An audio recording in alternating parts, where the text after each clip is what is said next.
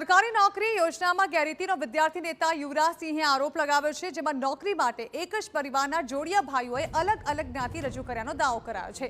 એક જ પિતાના જોડિયા દીકરા, પરંતુ જ્ઞાતિ અલગ અલગ હોવાના દાવા યુવરાજસિંહ દ્વારા કરવામાં આવ્યો છે, જેમાં એક ઓબીસી સર્ટિફિકેટથી રેવન્યુ તલાટી અને બીજો એસટી સર્ટિફિકેટથી જુનિયર ક્લાર્ક બની ગયો। ખોટી રીતે સરકારી યોજનાઓનો લાભ મેળવ્યાનો આરોપ છે। સાચા ઓબીસી અને એસટી ઉમેદવારોના હક પર તરાપ મરાયા હોવાના આક્ષેપો પણ યુવરાજસિંહ દ્વારા કરવામાં આવ્યા। યુવરાજસિંહે આ મામલે કથિત સરકારી દસ્તાવેજો રજૂ કર્યા છે, જેમાં રાજ્યમાં મોટું આર્થિક અને સામાજિક કૌભાંડ ચાલતું હોવાના આક્ષેપો થયા છે। ખોટા સર્ટી કાઢી આપનારા સામે કડક પગલાં લેવા માટે માંગ કરવામાં આવી છે। તો યુવરાજસિંહના આક્ષેપ અંગે તપાસ કરવામાં આવશે। મોરબીમાં ફરજ બજાવતા રેવન્યુ તલાટી અંગે તપાસ થશે। મૂળ મહેકમ જામનગરથી હોવાથી જામનગર કલેક્ટરને પણ જાણ કરાશે। હરેશ સરસૈયા 29 મેના રોજ મોરબી જિલ્લામાં હાજર થયા હતા। તેમના ડોક્યુમેન્ટની તપાસણી માટે જે મૂળ જિલ્લામાં જ્યાં હાજર થયેલા છે ત્યાં એમના ડોક્યુમેન્ટ વેરિફિકેશન માટે પહેલાં આવેલા હતા। એટલે અમે જામનગર કલેક્ટર કચેરીને ફરીથી મોકલશું વેરિફિકેશન માટે। અમે જે જામનગર કલેક્ટર સામે લેટર પણ લખશું અને આ બાબતે ખરેખર શું છે એની તપાસ કરશું।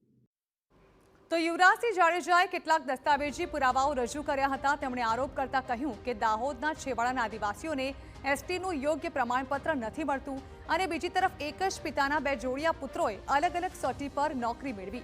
એક ભાઈ હરેશ સરસિયાએ જ ઓબીસીના પ્રમાણપત્ર પર રેવન્યુ તલાટીની પરીક્ષા પાસ કરી, જ્યારે કે બીજા ભાઈ નવઘણ સરસિયાએ એએમસીમાં એસટી સર્ટી પર નોકરી મેળવી।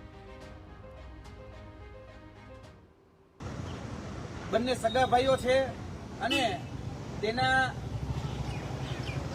જે પૂજ્ય પિતાશ્રી છે એ પૂજ્ય પિતાશ્રી હરેશભાઈ રેવાભાઈ સરસૈયા છે અને રેવન્યુ તલાટી તરીકે જે નોકરી કરી રહ્યા છે હરેશભાઈ રેવાભાઈ સરસૈયા અને તેનો નાનો ભાઈ નવગણભાઈ રેવાભાઈ સરસૈયા, આ બંનેના કેટેગરીના સર્ટિફિકેટ એ અલગ અલગ માલુમ થાય છે। અને એવું તો બિલકુલ ન બની શકે કે એક વ્યક્તિ ઓબીસીના સર્ટિફિકેટ ઉપર રેવન્યુ તલાટીમાં લાગે અને એક વ્યક્તિ એસટી કેટેગરીના સર્ટિફિકેટ ઉપર જુનિયર ક્લર્ક ઉપર લાગે। એટલે અહીંયા મસ્ત મોટું કૌભાંડ એ સરકારની અધિકારીઓની તંત્રની આંખમાં ધૂળ નાખી અને કરવામાં આવેલું છે। તો યુવરાજસિંહ જાડેજાએ આક્ષેપ કર્યો કે નવઘણ સરસિયાએ મનરેગા યોજનાનો લાભ લેવા પણ ખોટી માહિતી દર્શાવાઈ હતી। તો જમીનના દસ્તાવેજોમાં ઓબીસી સમાજનો ઉલ્લેખ છે। સરકારી નોકરી મેળવનારા અનેક ઉમેદવારોના સર્ટી તપાસવામાં આવે।